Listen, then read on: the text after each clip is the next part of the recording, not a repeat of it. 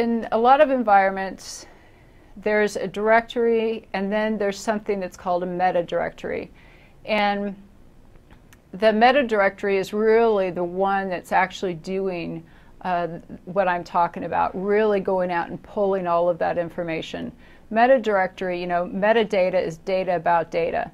And so you can have a directory that all the tools and all the applications communicate to, and then you have a meta directory that actually is collecting all of the identity information and feeding it into the directory. So if you think about, you have a directory that's centralized, that has all the information for access decisions to be made, and all of the applications that need to make identity management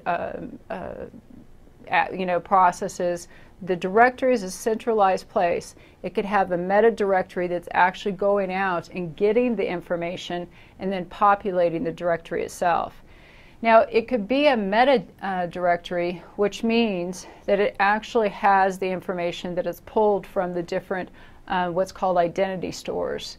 So it would pull information from maybe a SQL database, maybe from a mainframe, maybe from some type of server, maybe from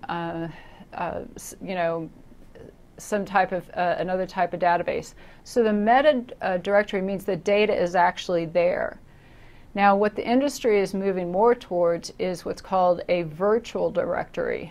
The virtual directory doesn't actually hold all of the data in one directory, in one database. It knows where all the information is. So when a request comes in, let's say a user wants to access a resource, there's going to be a request that comes in, and we'll look at the data or ask for some specific data from the directory. Now, the virtual directory knows where the information is on the other system, so it will redirect to where that is.